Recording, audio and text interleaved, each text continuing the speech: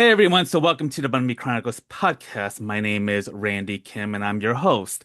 So I am bringing back a familiar guest. Her name is Tranna Wintour, and I have been a big fan of Tranna for quite some time now, starting from when she was a guest on the MLVC podcast, which is the Madonna Luis Veronica Ciccone, uh, which is short for that name. And I have always loved her takes on Madonna, especially more recently with her Instagram Tranna Wintour, where she shares some of her current perspectives and whether they're popular or unpopular takes. And Tranna has also, has been a comedian. She's an internet and TV personality. She hails from Montreal, Canada. And I just want to say, well, welcome back to the show. How are you feeling about the recent Madonna teaser for the Confessions 2 album and her Coachella appearance? Well, hello, and thanks for having me back. This is a pleasure. I mean, I want to be really excited, but there's a lot that I am really excited about. Like, I love the direction that this whole project is going into. I really am enjoying. I feel so free. Like, I don't think it's like mind blowing, but I Mhm. really enjoy it. Like, I've been listening to it on repeat. Like, I'm vibing with it. Mhm. But I feel like I'm keeping my expectations low. Mhm. Maybe just because I don't want to be disappointed Mhm. because this is such a big project and it's her first album in like what, almost 7 7 years. years. Yeah. Yeah. So, yeah, I don't know. I'm keeping my expectations in check, but so far, like it's looking good. I think it's looking a lot better than Madam X. Hmm. And like I had mixed feelings about the Coachella thing, like I hate to say it, but like Madonna's just not the same person anymore. And it's Hmm. not an age thing necessarily, because I saw Tina Turner on her farewell tour when she was 69 years old, which is Yeah. 2 years older than Madonna is now. Yeah. And Hmm. Tina was still herself. Hmm. And like, and I'm not saying that Madonna has to move in the same way that she used to move. But Tina still had this power, this force within her. Hmm. And I don't feel that power from Madonna on stage Hmm. anymore. Like I feel like, when I watched her at Coachella, like it was fine. It wasn't bad. Hmm. But I'm like, she doesn't have that command anymore. Hmm. Would That you say, energy is kind of hmm, gone. It's like I hmm, almost don't even want to say it out loud because it kind of breaks my heart to admit yeah. that? Yeah, I kind of see it from a different angle, but also I felt like with the celebration tour that was like a few years ago, I was very happy that she was finally starting to embrace her legacy, which she has avoided time and time again. I mean, I would go to Yes. concerts and I'm like, Madame X tour being one of them, like, why am I hearing Portuguese cover in the middle of the night? Like, this is not this is not ideal for an evening to Yeah. be listening to Madonna where I don't like where people don't recognize most of her songs except her hardcore fans. And I'm like, okay, this is not doing anything. You're making people stay up till midnight to you for you to get on stage Yeah. and then just kind of leave very underwhelmed. And so like I felt with Celebration, there was life, even though her dancing was significantly slowing down. I mean, I think Yeah, that no, I was loved the Celebration tour and yeah. I felt that power on the Mhm. Celebration tour. Like I felt it, like when she you know, came on the stage opening with Nothing Really Matters. Like I remember I went 2 nights the first night. I mean, I Mhm. think I cried both nights, but that first night, it was like the Mhm. first time in a really long time that I had seen her on stage. Because I've basically been to every tour since Reinvention except Madam Mhm. X. Mhm. So it had been like, a while since the last time I had seen her. Mhm. And I felt that power at the Celebration tour. But I did not feel it watching this Coachella performance. Like Mhm. I don't know. Like again, I don't want to Mhm. veer into like guessing what's going on with her, but Right. like she doesn't seem very mentally present. There's something off. Like I don't know if it's some sort of substance abuse thing, like or Oh I boy. don't know if maybe it is just strictly age. I don't know, but she doesn't feel all there to me. Mm. You know, And it's maybe I'm wrong and I'm happy if people are experiencing it differently, but yeah. I don't know, there's something, I don't know. To me, she's just not the same person anymore. Yeah. No, I hear what you're saying too, but also like I mean, I look at Mariah Carey now. Oh, She Mariah, it's the same thing, but worse, actually. it's Yeah. even worse. Yes, I Yeah. agree that it's even worse, Uh-huh. but like there is, when I saw Mariah at the Olympics, which was Hmm. like really sad to watch, Hmm. and I agree that that was worse than the Coachella performance, but there are Yeah. similarities. Hmm. And I mean, I suspect that like Mariah's very heavily medicated and again, Hmm. like I don't want to speculate on these people's like medical conditions, like who am Right. I to speak on that? But Right. all to say is just that there's something off.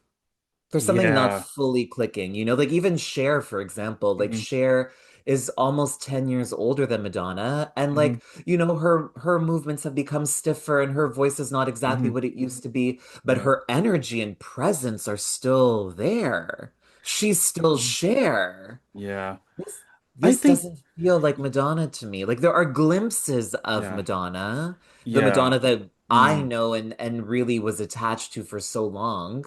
And I still love her, don't get me wrong. Hmm. And like her music still occupies an enormous space in my life, and she's still the artist that I listen to the Hmm. most, and Hmm. her music means and will always mean so much to me. Yeah. But I feel like I guess I'm just making peace with where she's at, and I'm just Hmm. trying to meet her where she is instead of like having expectations based on her immaculate Hmm. career. Yeah, I think the reason why I felt more refreshed by it was I think the last 10, 12 years since the Super Bowl halftime performance in 2012, I felt like she was trying so hard to chase after young people. Like she was trying to compete with the Lady Gagas and Yeah. Miley Cyrus, and I felt like this is very cringy to watch, I mean, Yes. and I felt like what are you doing, Madonna? Like you are a trendsetter. You do not need to get their validation. Like they need to come to you. Exactly. So, Yes. and I felt like with the Coachella performance, I felt like she came out and she looked beautiful, and I felt like she came in on Sabrina's stage and with Sabrina's blessing instead Hmm. of having her take over the stage. And but I also felt that Madonna was probably very insecure because I did see a lot of nervousness, Yes, exactly. which is very That's not interesting. Madonna. No, it isn't because from the first note, like yes, it was great to see her coming out, and but the way she was kind of moving, it felt like And she that's the kind of thing, needed to it's be like, guided but where you to go. you hit the nail on the head. It's a confidence thing because again, to me, it has nothing to do with her age. It has nothing to do with her No. ability, her physical ability. She could literally be in a wheelchair and still Hmm. possess that magic. But that lack of confidence, like the magic is in that confidence. Hmm. It's Hmm. in that it's when she is connected and aligned to her power, and it didn't feel that way to me. Hmm. And like, I don't know if it was something going on in her monitor, but like Hmm. her lip syncing was always like a second off. Hmm. And Yeah. like, I'm like, I mean, it's not as bad as that infamous Maluma performance a few years ago, Mm. but the thing that you're talking about, like from the sort of halftime Super Bowl show, and those years afterwards, like chasing this sort of mainstream relevance and like trying to appeal to a younger audience when it's just so unnecessary. Like, I kind Mhm. of feel like she's still doing that. Mm. Like, I Yeah. agree, like, she looked beautiful, although I'm not crazy about the styling. Like, Hmm. I'm tired of her always being in some form of lingerie. Like, I feel like for the last 5 years, we only see her in lingerie, and I'm like, this is a woman with a lot of Sometimes without it. style. Sometimes without it too. If you But I want to see, like, I love when sometimes, like, I Mhm. remember, I don't know if she was in Paris, but like sometimes there was videos of her wearing these like oversized jeans and like these big Yeah. jackets. I'm like, I Hmm. love that. I'm like, Hmm. lean into some style. Like, I don't want to, I'm tired of the lingerie. Yeah. I mean, and also what I think it's very interesting because when we see the Coachella performance, we see like the people with their camera phones. Oh God, it was very dystopian too. It's just I'm kind of like, very. what is going on? I'm like I'm guilty of like recording, but I But also also have like a just 30-second limit. Mhm. the lack of enthusiasm for this legend that is on stage. Yes, Like, that's I'm a sorry, she's like basically one of uh-huh. three living legends who are still alive. It's like this Yes. people, you guys got to wake up. Like, I blame that on Gen X parents for not doing the job of like raising their kids. 'Cause I'm like y'all were raised on Madonna. Like how can you not get away from her during MTV? Like Exactly. this is your job to be like teaching them, you know? Like It is, we but it's also yes. like I just feel like it's kind of impossible just because the Yeah, culture has changed so much and like these true. kids are on their phone and they're only being fed what the algorithm shows them, and if they don't have the curiosity to go beyond the algorithm, they're not going Yeah, to find it. Whereas like when yeah, we were growing up, we were kind of like not forced, but like we were kind of shown everything because there was no other option. It was like right. you had to sit and listen to the radio or watch Hmm. MTV for like an hour just to watch the one thing you wanted to see. And in that time, you were being exposed to so much. You know, like when I was 12, I knew who Barbara Streisand was. I Hmm. knew who Bette Midler was. Like, but it's Hmm. because like I used to watch Entertainment Tonight every Hmm. night and like you just would learn about things, but now it's like there's not that sort of natural learning. It's Hmm. unless you're True. seeking it out, like you're not gonna know about it, and that's kind of depressing. Mm, It's I think the depressing thing is not the way that operates, although there is an element of that. I think what's sad is just that the kids don't have curiosity. They're hmm. not curious about the past. They're not curious about the things that came before them, and I find that alarming. Yeah. Although I will say, like, I think maybe the devil's advocate is I have seen some cracks in the foundation, like where I'm starting to see, like, actually, I have a good friend who's a diehard Madonna fan. His son, who is also a queer person, who's like, I believe, like a freshman in college, is a diehard Madonna, diehard Celine Dion fan, and it's like Okay. and Janet I know Jackson there fan, are some. and I'm like, yay! And also, like, there's certain people that want the physical media because that Yes. generation has like they want the vinyl, they want to get the cassettes and the CDs because they want to feel something because they Yes, I feel have like yeah. noticed that too. Yeah, like So I'm a yeah. big like I love like physical media. So Hmm. like I go thrifting a lot like for CDs and vinyl, and I've been noticing like everywhere I go now there's so many like people that are like 25 and under Hmm. that are like shopping for the same stuff, and I love seeing that. Like that makes me Hmm. happy. Yeah, so I want to get into what I think is the top 10 underappreciated, underrated Madonna hits songs. Now, some of these songs have been big hits before in the past, but have kind of been forgotten over time.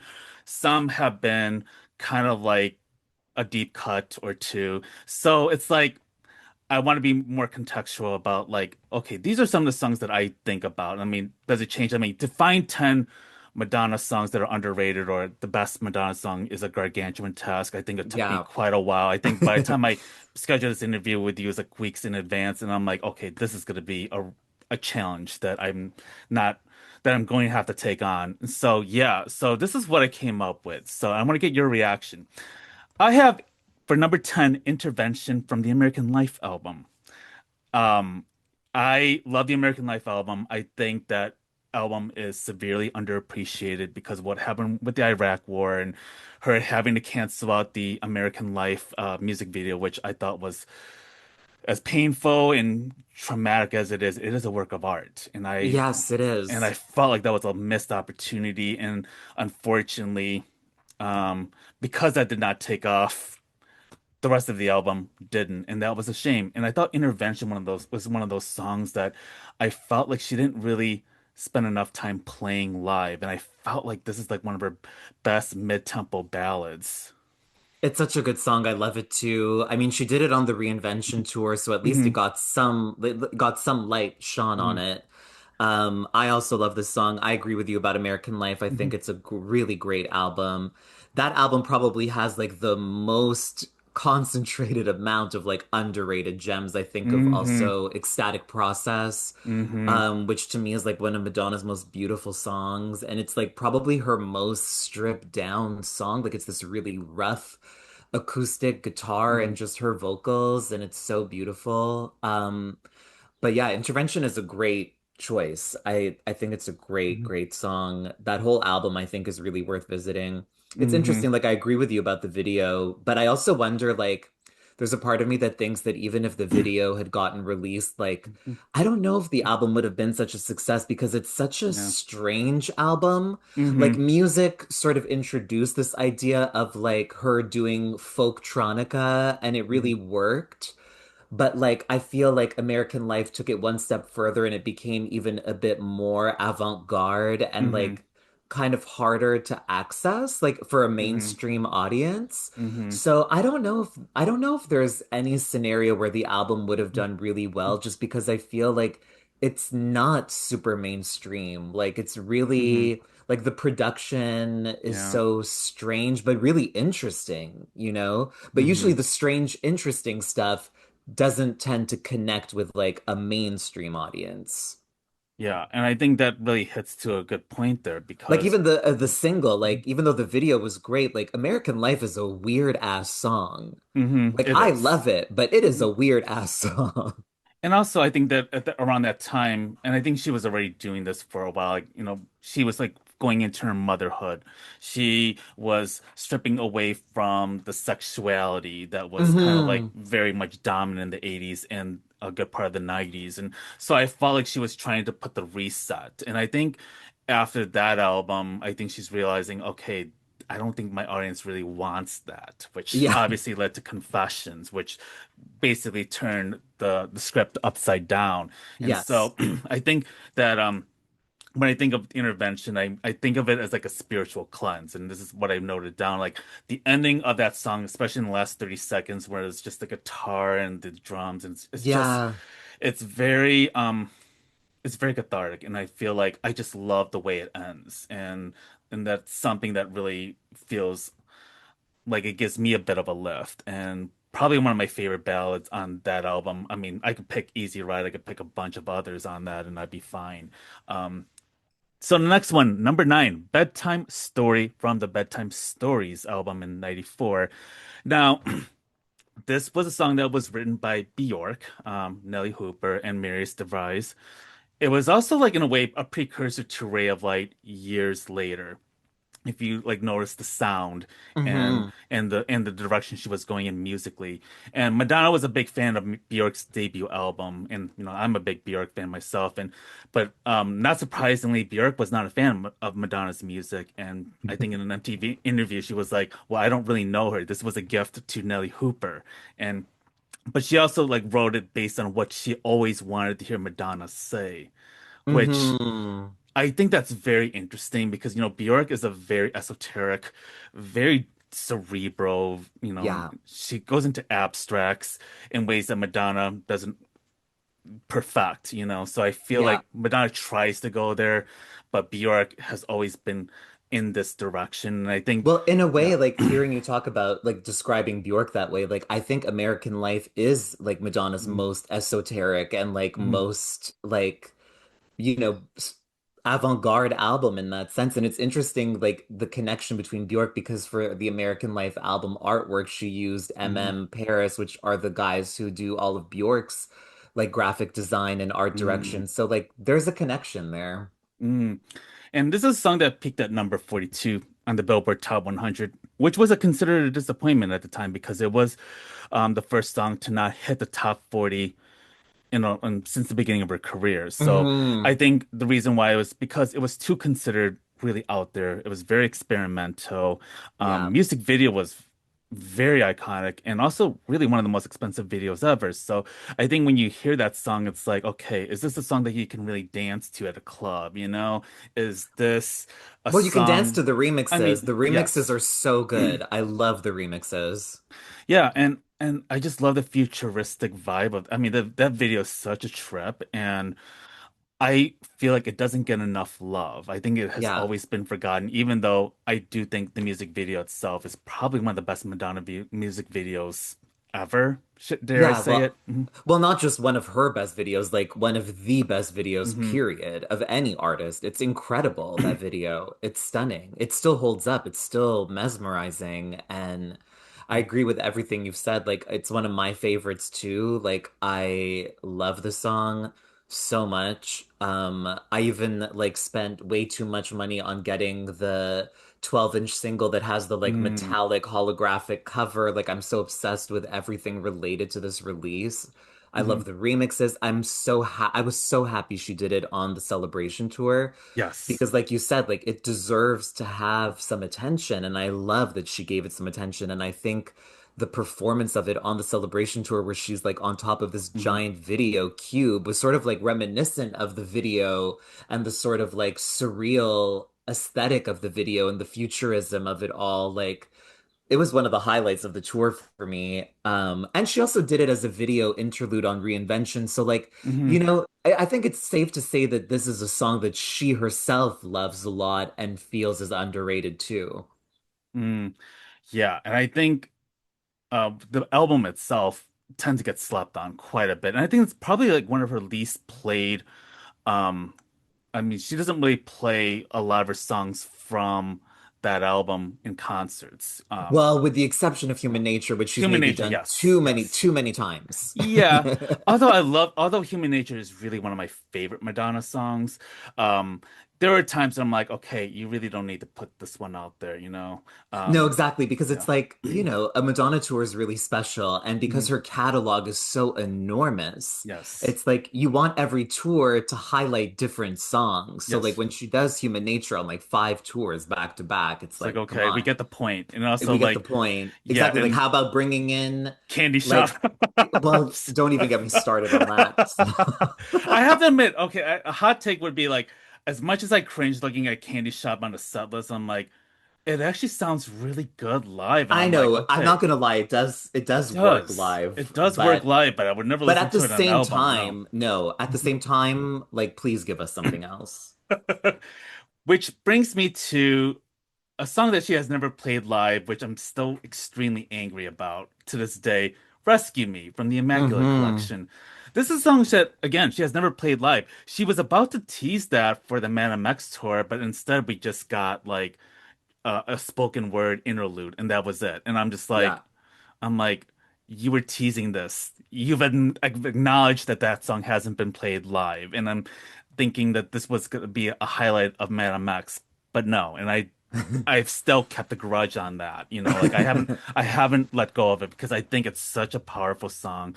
The spoken word, um, the spoken word, um, um, take that she does with the song is also like on par with Justify My Love, which is also on the Immaculate Collection around Hmm. that same time. So it really fits into this specific window that she was really kind of going into, which would lead to Erotica, which is Yeah. more like a half singy, half spoken word in a way.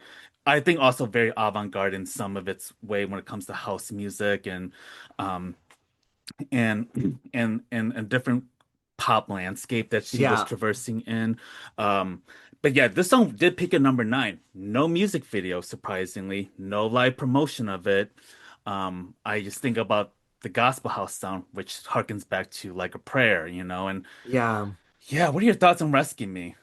Well, I love it too. One of my favorites as well. I wonder, like, sometimes I'm amazed at some of these songs that actually charted so high, but they were Hmm. like never really played on the radio. Like, I don't think Hmm. I've ever heard Rescue Me on the radio once in my No, life. no, me neither. And I don't think it's a song that non-fans have ever heard of. So it's so interesting that it managed to still peak at number nine despite like being kind of invisible.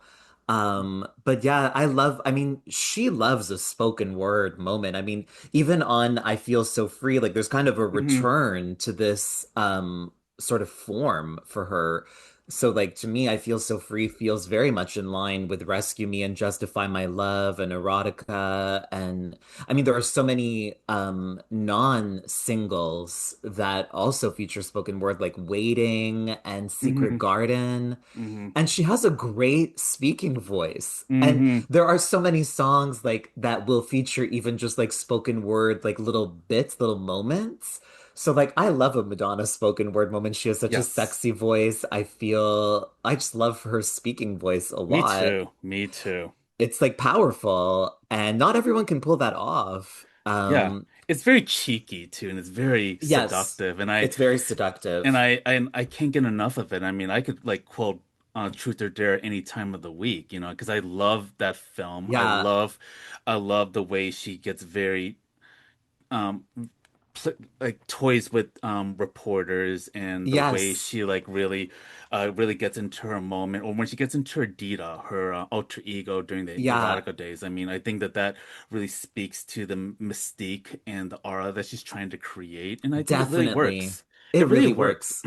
And it creates a kind of intimacy, the spoken word, you know? Hmm. Like it's yeah, it draws you in. And I would also say Rescue Me also has amazing remixes. Hmm. And very fortunately, most of Madonna's maxi singles are on streaming, so people can go and listen to all of these remixes. And I mean I've always loved remixes, but Rescue Me especially has some really good remixes. Mm. Yeah, it's another really good. I know you're a big fan of ballads. Next one for number Yes, I seven, am. Live to Tell, from the True Blue album. This was done in 1985, I think, right before True Blue came out. And this was for the soundtrack that her then husband Sean Penn was in at close range. And personally, I think this is easily her best ballad. It is very haunting. It is very confessional. It's probably one of her first major ballads, if I'm not mistaken. And this kind of like represented a different turn in her career because like the first 2 or 3 years, she was this boy toy. She had this Betty Boop type of voice, very Hmm. bubbly. But in this song, you could feel the emotional depth. You could hear her voice changing, evolving, which in a way kind of sets the precedent for how her voice would sound after that, because you're not going to hear much of the Betty Boop type of Yeah. voice. Maybe like I think I'm Going Bananas is one of them. I think maybe that's an Yeah, that's the exception. last, that's the truly last one, but it is an Yeah. exception for sure. Yeah. And I think that was so unserious. It was very stripped down. It was very much a song that I still resonate to this day. And I mean, I've seen her perform that song I mean, I know she's performed it for the Who's That Girl tour, then Bun Ambition, and then to Confessions, which I saw that. Hmm. And then last tour for Celebration, which was very beautifully done when she gave the dedication to people who were lost to the AIDS Yeah. crisis, and I think that was probably one of the more powerful moments of that show. And honestly, I think that's a song that really gets overlooked, and it was one of her, I think, number one hit songs. But I Yeah. think it's a very enduring song. It feels very timeless. I go back to it every time I hear that song in my playlist. Like I feel like I have to be in silence to listen to that Yes. song. Mhm. It's so meditative. It's so powerful. Again, I totally agree with everything you've said. If I really had to make this choice, I would say this is her best song in her entire catalog. I think this Mm-hmm. song, I mean, I know that Like a Prayer tends to get that kind of recognition, and it also deserves it too. It's very up there. Hmm. But there is something about Live to Tell that is just this is her most soulful, most Hmm. beautiful, that emotional depth that you're describing. I mean, it's there in a lot of her work, but I feel like it's here on a totally different level. Hmm. And even though it was a really big hit, like it was number one, I do feel like it's one that the general public is a little bit less familiar with. Hmm. But I think that this song is an absolute masterpiece. Like Hmm. I on New Year's Eve, I went on like a little mushroom trip and I put Hmm. this on the playlist for like the end of the journey.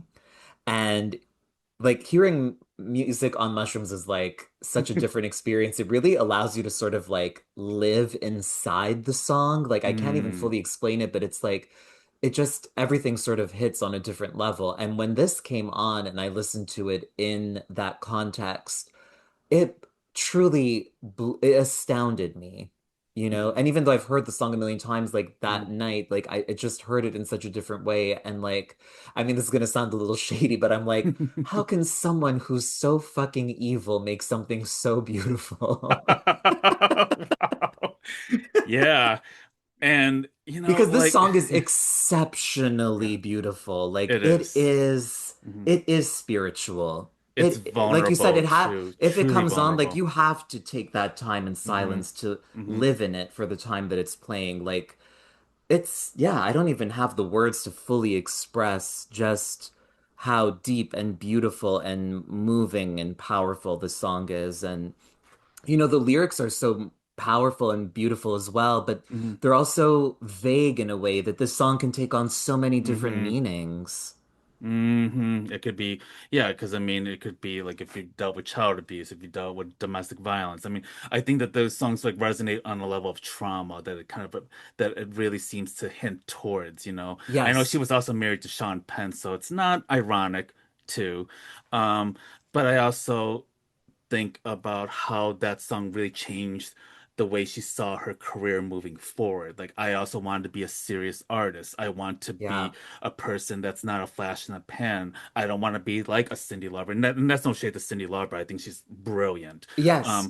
But I feel like she was really trying to like take on a whole new direction, a whole Yeah. chameleon-like presence. Like, yeah, I'm more than just a boy toy. Now I'm actually a Absolutely. balladeer, you know. Yes, exactly. And I have a good friend of mine who's also a diehard Madonna fan, and sometimes we give each other these sort of like ridiculous challenges Mhm. where either it's like choose a song that is, that if you can only listen to one more Madonna song for the rest of your life, what would Mhm. it be? Like we love to ask each other these Mm, kinds of questions. And one time I remember asking him, it's like, okay, like for the rest of your life, you can only listen to the Madonna ballads or the Madonna dance songs. And I yeah, still choose the ballads. I think I she do is too. an incredible balladeer. I agree. And like, you know, actually the first Madonna album I got was the Something to Remember, which is the ballads That was collection. one of my early albums that I got as well, and Mm, I'm still obsessed with that album. And even though great it's a album. compilation, it really plays like a studio album. It's so well put Hmm. together.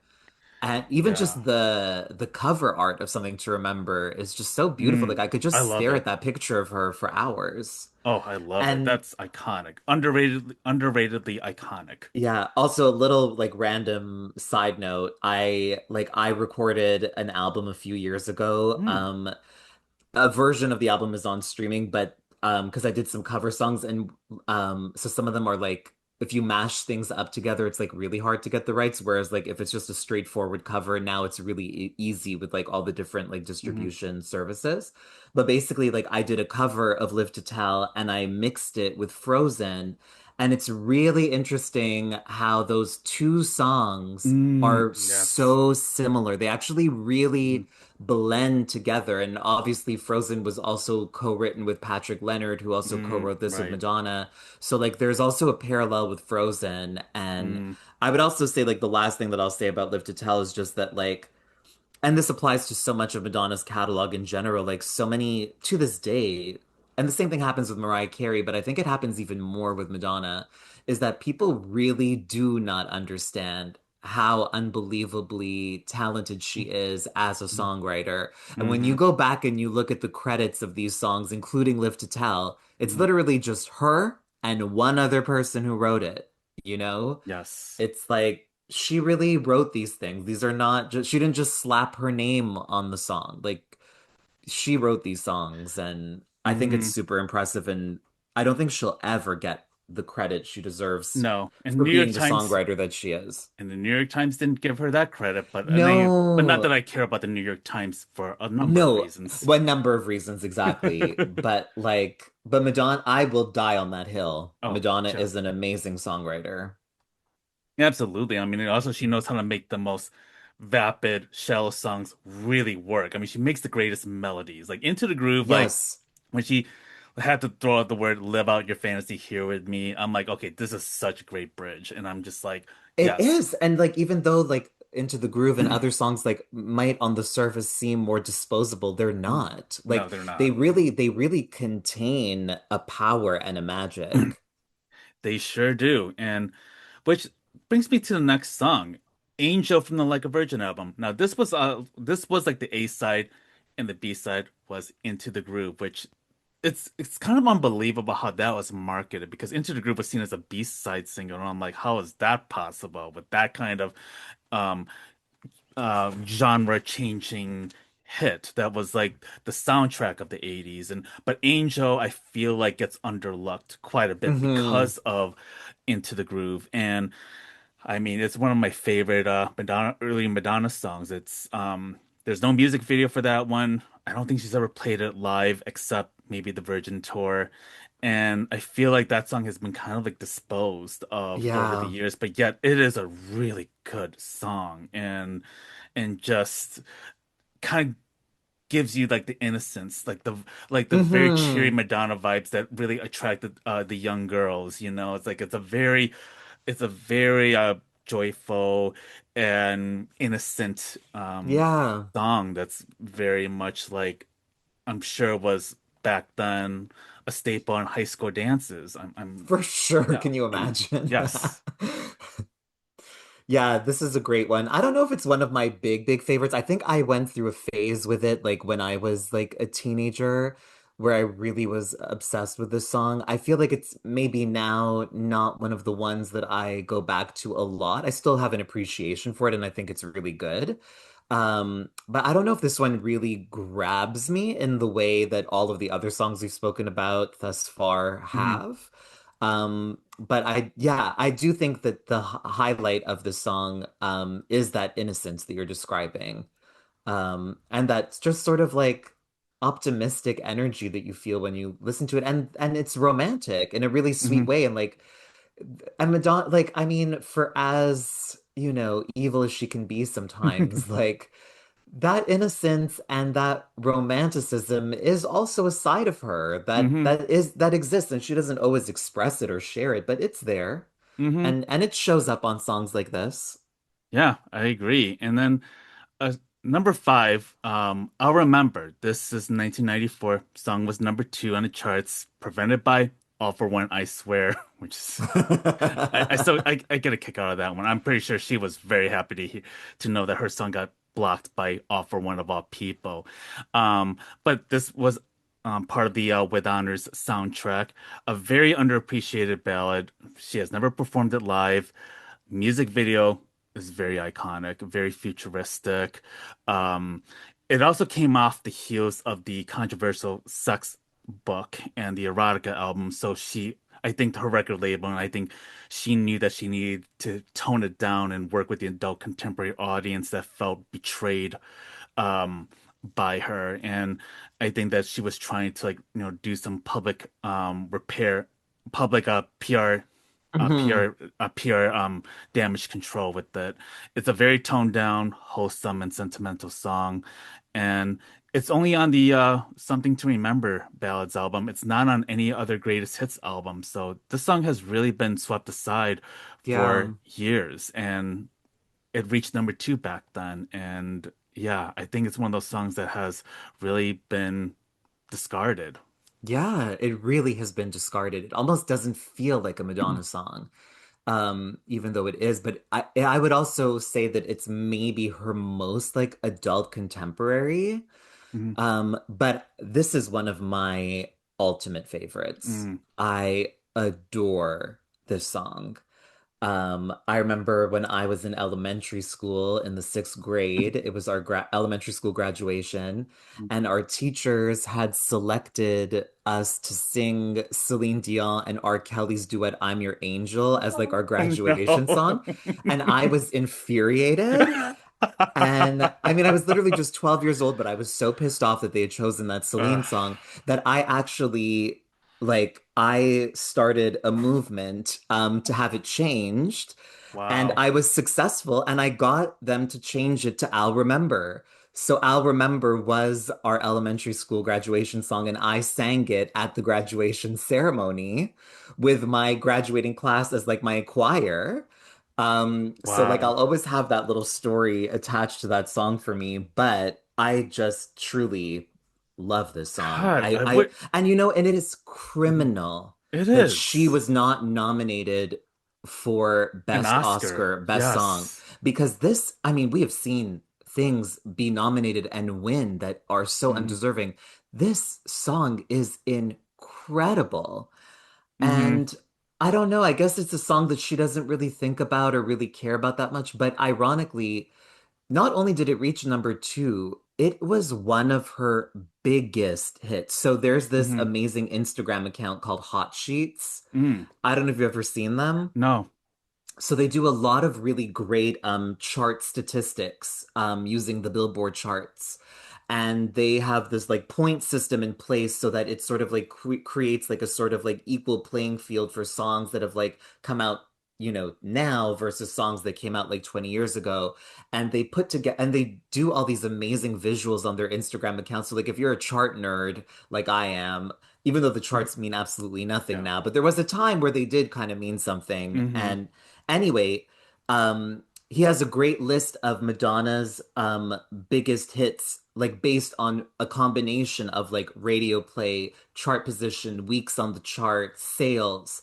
This song is actually one of her statistically biggest hits Mm. ever in the United States. Wow. So it wasn't just number two, like it was surprisingly massive. It was a big airplay hit. Hmm. And even as a kid, like I loved the song before I even knew that it was Madonna, because I only really became a Hmm. Madonna fan when Evita came out when I was like 9 years old, Hmm. 9, 10 years old. So, I remember hearing the song on the radio, and again, it's one of my big favorites. I don't know if she'll ever dust it off, but Hmm. I mean, I don't want to be morbid, but I feel like this or Live to Tell is gonna be the one that like gets played a lot when she passes. Yeah, I think I could see the remembrances coming Knock in on with that wood, song. that will not happen before a long No, time. yeah, hope that, yeah, let's kind of push that far, far But away someone's from. gonna cover I'll Remember and do like an Elton John Candle in the Wind Yeah, moment. because or like, yeah, because no one has covered "Live to Tell" or "I'll Remember." I'm like, wow, because people don't really cover Madonna songs like almost No. ever, because But her speaking songs are of very unique. Angel, Darren Hayes from Savage Garden Mm. did a really good cover of Angel. Oh yes, that is right. I haven't heard that in a while, but yes, you are right about that. Yeah. And also I'm like, where were you back then, like when you were trying to get when we needed I'll Remember to be number one and kick off for one off the charts, like get the radio Well, but stations that's also to her fault because she didn't do any performances of it. She That's didn't really true. promote it. And it's a testament to what a great song it is because it achieved that incredible chart success just off of it being so good. Like she didn't promote it. So like it's incredible that it was such a big hit with no promotion. Mm. So next one would be Cherish from the Like a Prayer album. Now, like for the hardcore fans, even maybe casual fans, they would know this song, but like this is a song that has been forgotten over the years. I mean, back when it first came out, like you couldn't, not hear it for a while. Hmm. And this was the third single after Like a Prayer and Express Yourself. And it's like when I think of Cherish, it felt like this song really belonged to True Blue because True Blue Hmm. was in that same vibe. She was in this very happy place with Sean Penn, and the Like a Prayer album was kind of like the divorce album. It was a very Yeah. serious album, and Cherish seemed to be like this, like a bigger contrast to all the other songs on there, and so it felt out of place, but it's such a magical song. The late Ritz directed that video. Ritz is a famous photographer, very iconic. I mean, the video is black and white. She's on the beach. There's like mermaids. It's incredibly joyous. Um, I mean, who could ever forget the lyric of Romeo and Juliet never felt this way, I bet, which is like a Beach Boys kind of a verse. And Hmm. song hit number two. She never had performed it live after the Bond Admission tour, and she has stated that she never really liked that song, and I Okay. could see why, because she's not into the. I think she gets very embarrassed when she has to sing songs like Into the Groove or Lucky Star or Cherish because Yeah. she feels like it's so beneath her. But Cherish is such a great song, and I think that people really sleep on it. Yeah, I think it has a lot in common with the things that you were saying about Angel, about that sort of innocence, that energy, that romanticism, that positivity. Like this is a song to listen on like a bright sunny day as you're Hmm. skipping along the sidewalk. Like this song will make you feel good. This song will lift Hmm. you up. And I think like between Cherish and Angel, like I would go with Cherish. I really love Cherish a lot too. And for me, it's really all about the music video. Like the music video captures that joy, and she just looks so beautiful, but like in the Mhm. most like effortless and just sort of pure way. Like I don't know, she's just radiating in that music video. Mhm. Like it's not even just about like the beauty of her face, it's just like the beauty of her soul coming out in that music video. In a way, also liberating too, because she got out of a very stormy relationship with Sean. And, Hmm. I know that it's been said that that was like the love of her life, but also I think that she felt in some ways liberated from that relationship. So I think in some ways that song also made sense. Yeah.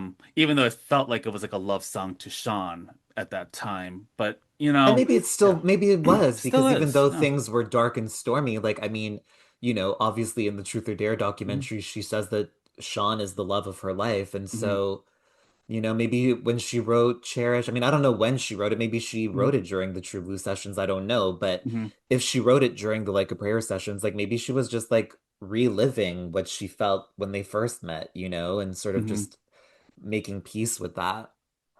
Yeah, so ready for the next one. Who's That Girl? Now, it's another number one hit song, and it was also for the movie Who's That Girl, which originally was titled Slammer, but Madonna insisted that the title should be Who's That Girl because I think she was really in love with that title and smart move because it was a tagline that would, follow her over the years. And also, song was very successful. Tour itself was a massive success. And it also kind of like continued on with her Latin infatuation. I mean, she Hmm. before that had La Isla Bonita. And so Who's That Girl is like the sister, like the sibling of that song too. So it's like another like extended version of La Isla Bonita, but just another, again, a beautifully well done song. Another song that you can like Cherish, like Angel, like you can go around and just skip around, be at the Yeah. beach. It's like and start singing the chorus, even if you don't know Spanish very well. So yeah. Yeah, totally. I mean, I do really enjoy this song. I don't know if it's one of my big favorites, but I really do enjoy it a lot. I enjoyed the four songs from that soundtrack, and it's interesting because it's like the three main songs from that soundtrack are all sister tracks. It's like you said, like Who's That Girl is basically the sister track of La Isla Bonita. Causing a Commotion is the sister Hmm. track of Into the Groove. The Look Hmm. of Love is the sister track to Live to Tell. So Hmm. like in a way, like, the music done for Who's That Girl like doesn't feel necessarily like as inspired. It feels like a little bit more repetitive of what she had Hmm. done on the True Blue album, Hmm. but it's still super enjoyable. But it is a bit strange that like a song that reached number one, Hmm. and like you said, was the name of the movie, was the name of this giant tour, like, and she left it off of the Immaculate Collection, like, Yeah. so, and I think that the Immaculate Collection is sort of like, I mean, obviously, brilliant compilation album, one of the Hmm. most important and Hmm. successful greatest hits album. But it's like, Hmm. it almost became like a time capsule in the sense that, like, all the songs that she chose to put on there have remained classics for the most part. But, Hmm. like, the big hits that she left off, like Who's That Girl, like Hmm. Angel, like Dress You Up, like, they all Hmm. got forgotten. But I Yeah. think if they had been on the Immaculate Collection, they might not have been forgotten in that way. Yeah, and you got a really good point there. And I think that kind of speaks to also the fact that there are songs that she tends to not perform that have been big hits, But as we she sang alluded them to. on, she sang Who's She That did Girl Who's on That the Girl? first leg of the Rebel Heart tour. Yes, she did. I was there for And that one. yeah, luckily she did it at the show that I went to, Yes. and it was a highlight. It It was amazing, was. especially because she did it like kind of acoustic style. Yes. So, and I feel like doing it acoustic style made it like maybe like a little bit less sort of childish in a way, because the Hmm. song has a very young Hmm. energy. Like kids would love this song. Oh, absolutely. And I think that she um got I mean, I think there's something so exciting when you have diehard fans when they start hearing the first note and they're like, oh my gosh, that's Yes. Who's That Girl? Like this is a song that I haven't heard in a long It time. was so exciting, especially because I actually went, so I went to the Montreal show of the Rebel Hmm. Heart Tour, and that was the opening night of the tour. Oh wow. So no one knew what she was gonna sing. So like when she started Mm, doing Who's That Girl, we were floored. Like we wow. couldn't believe it. Yeah. So let's go to number two. So Burning Up. This came from the first album, and it was one of the early songs that she solely wrote. She was like the sole songwriter of that song, and this was obviously early in her career, and this was sent in as a demo. She recorded it with her boyfriend DJ Mark Kamens at the time, and this song kind of like really goes back to her punk rock gritty rock days. Like she was like with the Breakfast Club, she was playing the drums and the guitar, and so she was kind of going more with the blonde, kind of like what Blondie, the Pretenders. She was trying to Hmm go in that route, and Burning Up is such a powerful song. The guitar riff and the 80s sound to it, and the declaration, the power of her lyrics in that song. It's like it was it was so respected to the point where Iggy Pop would cover that at her Hall of Fame. And, I've seen her perform it a few times. I saw her perform it at the Reinvention Tour. hmm She would bring it back for Rebel Heart, and then she brought it back again for Celebration. So I think this is a song that I think she secretly enjoys, like I think low-key she loves enjoys, this song. I because think it's this such a song makes her powerful. feel like a badass. It is, and I love it when she brings her guitar out, and just really gets in command. And I'm here for it. I mean, the video, it's like I think she nearly died on that video because the Oh, crane like fun fell out. fact about Yeah. the video. I don't know if you know this. I only recently found out about this. The director of the Burning Up music video directed the first Teenage Mutant Ninja Turtles movie Oh, get in out of here! 1990. Yeah. I love that movie. So that movie had a chokehold on me as a kid. So, Yeah, well, he also wow, directed the Burning Up video. wow. Well, there's a reason why I love that song. Yeah. Um, yeah, but this is a song that didn't chart, didn't make any top 100, which is a failure of her record company because that song is such a classic. But it is an enduring hit for her hardcore fans. Her hardcore Yes. fans will eat it up. But like if I have to tell like a stranger that doesn't really know Madonna, I'm like, look, you gotta listen to Burning Up. That song is so badass, and I think people need to know it. So it's one of those songs that if I had to give like a Madonna 101, I'd be like, yeah, Right. this song will always get included. And then last but not least, I decided to put This Used to Be My Playground, another ballad. This came from A League of Their Own soundtrack, which she performed beautifully in that. I love that movie so much, especially that dance scene.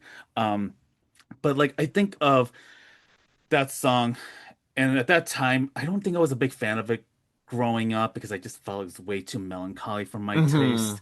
But I think as I've gotten older and like I've had to experience losses around my circle, hmm that song comes to mind Yeah. because I'm in this nostalgic place. Like I would go to a shopping mall and I used to like be like, oh wow, this used to be where Sears was. This used to be where hmm um, Carson Pierce Scott was. And it's like, so I get into this nostalgia every time I hear the song. And it was her number one song.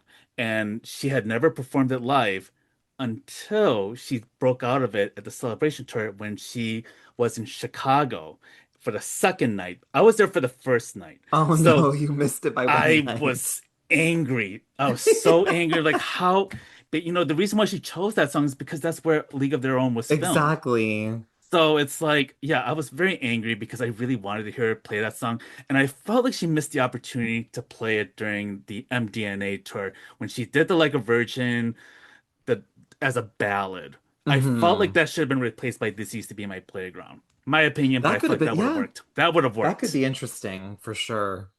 This That is would have also a worked. song that is like, it's insane that this was not nominated for Best Song at the No, Oscars. I guess like the Academy just really didn't like her, because no, when it's they something that didn't. I think about literally every Oscar Hmm. season is that like Madonna has done some incredible soundtrack work. It's like we talked, and we have three of them on this list. Live to Hmm. Tell, I'll Remember, This Used to Be My Playground, then there's also Crazy for You, there's Yes. Beautiful Stranger, Where's the like Grammys for that? Where's the Grammys for like that come one on. too? But I think the Oscar, like she Oscar, deserved yes. like all five of those songs should have been nominated, and at Uh-huh. least one of them should have won. Like, I think she's among the pop artists who has done like the best soundtrack work. She has. I mean, you look at Dick Tracy, Yeah. you look at Avita, you look at what was that? God, I'm trying to remember. They had some masterpiece. It won a Golden Globe, but unfortunately the timing, the way Yeah. she I was mean, I don't think Masterpiece is on the same level as like no. these five songs, but still, like, come on. It doesn't make sense. Mm-hmm. Billie Eilish has two Oscars for songs and like Madonna doesn't No. even have a nomination. Like, And it's criminal that this and song, especially because League of Their Own was such a big movie. It was such a success. It was critically well mhm. received. Yeah, and I love the video for this song. Like when she's going through Yeah. the photo album and it sort of like, has these video images in the photo album and she just looks so gorgeous. Yeah, and it just kind of makes me angry that she doesn't get Grammys for these songs because I'm like, at No, least, yeah, I because mean, I know yeah. Mariah Carey complained about not getting Grammys, but at least she got nominated. Madonna didn't even get nominated, which No, makes no sense. Janet barely gets any Crazy. nominations Like too. I'm imagine like, Like a Prayer, the album, not getting a single Grammy nomination. Like, yeah, like how does that hmm make any sense? True Blue. I'm like, where's that? All I of it, the mean, entire catalog, honestly, it conf doesn't make yeah, sense. I'm perplexed. I mean, so that kind of like wraps up on the top 10. So yeah, I mean, quick special mention. I'm gonna make this like a quick lightning round, get a reaction. Something to Remember, Dick Tracy, produced by Stephen Sondheim, the late Stephen Sondheim, and one of my favorite ballads, just Hmm. incredible. Um, Swim, Ray of Light. This was done when Gianni Versace was murdered, and she recorded that song and came from the Ray of Light album. Just a genuinely I love moving, that song. yeah, great song. Impressive Instant, which came from the music album. I mean, it was way ahead of its time. It's club, techno, industrial. I mean, It's crazy. I think yeah. this is the craziest song in her catalog, and I love it. Drown World. It's a hardcore fan classic. I Oh no, mean, this is truly, that's in my top five mhm. of all time for sure. Beautifully written and very much biographical in a way to kind of set off the Ray of Light album. Paradise Not For Me. I would say that I love that song performed live at Confessions. It's the best. That's the best It's incredible. Beautiful. Easy Ride from American Life. Another great song. Should have performed that at Madame X. Teased that one and she didn't perform it. And I'm Yeah. kind of like annoyed by that still. Um, I think it's Bella Ciao, but I think it's titled Ciao Bella from Madame X. I really like the song a lot. I mean, I didn't care for Madame X as an album, but that was a good Hmm. throwaway hit that she threw in there. And I'm like, yeah, perfect. That kind of made it better. Beautiful Killer from the MDNA album. That she should have performed for an MDNA tour instead of that damn Yes. Revolver song, which Yes, I could not agree more. could have done it. Rain from Erotica. Rain Great video. is Rain was a really big hit in Canada. So like I used to Yeah. hear it a lot when I was a kid. I don't feel like it was as big in other territories. And I do feel like it is The generally sex book. forgotten. The sex But book kind of ruined it at that I time, think yeah. Rain on I mean if you ask me today, I would maybe say Rain is my number one favorite Madonna song. Mm, And the video, I just love it. And I remember on the Celebration tour, like mm, she was in Toronto before Montreal, and Toronto is where she dropped Rain and put in Frozen for the first time. Because then she would go on to mm. alternate it in different cities and even do Take a Bow. And I was panicking because Rain is my favorite, and Oh I no. I was so worried. And then Oh when it got to no. that part in the show and she did Rain, I just started crying. Oof. I was like, thank God. Wow. I Wow. Yeah. wanted Rain so I badly. just wish she did the spoken word part of that song, Yeah. which that's the one thing It that was was still missing, great but still though. It great. was like that was my favorite part of the celebration tour. Yeah. And then Crave, the Tracy Young dance remix. I love that remix so much. It kind of reminds me of Holiday in that version. Yeah. It does, because I think that works because like the regular version doesn't do it for me. I think it sounds Okay. very, ugh, yeah. Yeah, Yeah. sometimes the remixes are better. Yeah. So with that said, yeah, any closing thoughts and what do you hope to see from Madonna with this album? Like, what are you hoping for? Because I know the expectation is kind of like pretty low at the moment. Like Yeah, I'm very guarded. I'm actually like excited for the first time in a really long time. good. However, I'm also like very guarded because I'm like I like what I'm hearing so far. Yeah. It's like it's not like she's trying to hit, like hitch on the wagons of hip hop stars, and it's like okay, like I don't think it works in her lane. Like I don't like I love hip hop music, but I just don't No. think it works in I this mean lane the for her. yeah. I mean I'm not necessarily thrilled that she's like duetting with Sabrina because Oh, really? I don't feel like that's really coming from a place of like her thinking Sabrina is a great artist and wanting to work with her. Like Mm, I think that is sort of hitching to the bend. Like, kind of like mm, when she did the duet mm, with Britney, which was awful. It mm, is giving mm, me that, to be honest. mm, mm. But I know that the whole album is not going to be like that, you No. know? So like I'm still definitely excited for the album. I think it's going to be at the minimum really good, if Yeah. not great. You know, And like it's also I Stuart Stuart Price. Price Yeah. and Stuart did such an amazing job with the Mm, musical direction on the Celebration tour. So, you know, and Stuart is an amazing producer, hmm so that definitely gives me hope. And um And I stick to think one this is the key, producer. but this is the Yes. thing though, like I don't well, I mean, it's a whole other conversation, so I don't want to go too far into it, but like, you know, I think that Madonna is also a really ego-based person, and so like hmm regardless of how brilliant she is and how much she has accomplished, she still has this desperate need to be the center of the universe that she just hmm cannot seem to shake. And I She's a think that's Leo. why we're getting, yeah, and I think that's why we're getting like the Sabrina duet. But hmm the irony to me is just that like nothing sort of makes you look more irrelevant than like chasing a trend. And I hmm think Madonna's key to relevancy at this stage in her life, if it's still something that she wants, even though, because like she doesn't need that, you know? hmm hmm But to me, the key is just like you have to make music that is undeniably good and hmm interesting. That's the key to relevancy. Just make good music because, you know, when you look at Madonna's career from 1983 to 2005, hmm which to me is hmm like no other hmm artist has had a run like that, hmm but she would never have been the star that she was at that time had the work not been good. And that's the thing, despite all the controversies, despite her like obsession with fame, there was still the art and the art was there. And I feel like that's the problem with like the last 15 years is that it's Yeah. just been more of the fame thing than the actual art. hmm So ultimately my hope is just that like can we just get back to the art? And I think we are. I it's hmm looking very promising. It is, and I'm hoping that this is going to be a great summer. I'm looking forward to seeing what comes out of it. And also, I'm pretty sure because you've had a lot of controversial Madonna takes, so I'm pretty sure you've had a lot of because I know that Madonna fans have been very passionate. I know that they do get with you sometimes.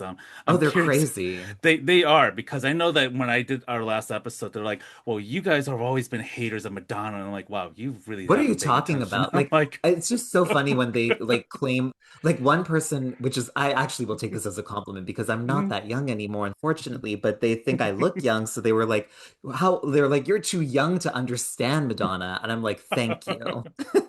You're right. I am too young to understand Madonna, which is just so funny because Uh-huh. I literally have every single Madonna album and Yeah. single on vinyl. I'm obsessed with her music. I'm obsessed with her art. I've gone to every single one of her concerts like multiple nights. Like I'm a Madonna scholar. You know Yeah, what you I are. am. And you Like, have to be critical. you have to be critical Hmm and it's okay to disagree. Like, and I think that's like even us having this conversation Yeah. today, like it's so fun, like as fans to just get together and talk about the things that we love and the things that we like less. Like, I'm not as big on Angel and Burning Up as you hmm are, but it's still hmm fun to talk about it and to hmm hear your perspective and to know why you like that song or why you don't like that song. And that doesn't take anything away from the No, things that I love or dislike if we have like a different opinion. It's just crazy to me that people get so worked up and it's I like know. And it's like, okay, if you're that passionate, great. Tell me what you love about it. You don't need to like resort to transphobia because I don't like the same song that you like. That's insanity. Exactly. And I just And think the there's like, irony is that like Madonna has always been, and they are always the first ones to say that like, mm-hmm, to talk about everything she's done for the LGBTQ community and what a mm-hmm. fighter she's been for our community. And then they turn around and say transphobic things. Like you guys don't even, you claim to be big fans, but you don't even understand what Madonna's been trying to teach you. Exactly. And also like it's not I also think that people really need to get off the all or nothing mentality. I just Oh my feel like God, yeah, it's like seriously. when we talk about like with you know the Taylor Swift fans and the beehives, but I'm also like Madonna fans are no better. Like I have seen people come after me if I like said, well, I don't like the song. I just said I don't like the song. This could I be better, know. you know? Yeah, and even if you like, and you're even allowed to hate a song. You know what I mean? It's a song. It's like you're not hating on the person, you're not No. diminishing who they are as a You're person, you're not giving not like death threats, you know? exactly. But no, I think this fandom, and it's not just Madonna, it's every single fan base. When I Yes. post a Mariah video, all the lambs are just as crazy, Oh yeah, trust they me. are. Oh yeah, they You are. know, They are. the Britney fans are crazy too, Hmm. and they're all crazy. Like this kind of blind devotion to a pop idol is a kind of mental Hmm. illness. It's something that we have to like There's something become a missing. There's divest. something going Yeah. on, and but yeah. I mean, Yeah. it doesn't affect me personally. It's just more like on a sociological level. I just find it disturbing, but it doesn't like hurt my feelings. I'm just like, it's just fascinating to me. Yeah. And before I let you get going, because I know you gotta get running here, but like thank you so much for this brief deep dive and anything that you would like to share about for the next like how the summer's gonna look like for you and in the projects that you're working on. Well, actually, before I say that, just very quickly, I'm going to give a shout out to one deep cut that is one of my absolute favorites that we didn't Mhm. talk about, Gone from the music Oh album. yes. That is Oh. truly, that is in my top five. Like Hmm. Rain, Drown World, Gone, Hmm. those three, and Power of Goodbye. Those three, those four are Yes. always Yes. in my Hmm. top five. And then number five is always variable. And Hmm. for the summer, like I'll be performing. I'm always performing, and I have a new podcast out called The Blank List, Mm. which I'm doing with two of my friends. And basically, every episode we give ourselves a category. So, for example, our first episode was most fuckable animated characters, and Mm. then we have a big debate, and we basically create the top five list of the category that we're talking about. And it's just really silly and it's really funny. And I think like in these really dark times, like I think this podcast will just give people a little levity and comedy. So yeah, that's like the main thing that I have going on right now. Yeah, well, thank you so much. I hope that people get to check out your work at Tranna Wintour on Instagram and just follow the incredible content that you've been creating. Even if you don't agree, just you know, it's okay. It's all right, And you it's not know? rage bait, by the way, because I only say what I believe. I'm not Mhm. saying things just to provoke. I'm just sharing my opinion because I'm a pop culture commentator, Exactly. Like, and it's stupid to be a pop culture commentator, and I know how stupid that is, but this is what I Agree. love to talk about. Yeah, exactly, you know? But yeah, thank you so much for being on my show and have a great summer. Thank you, you too. Always so fun to talk to you.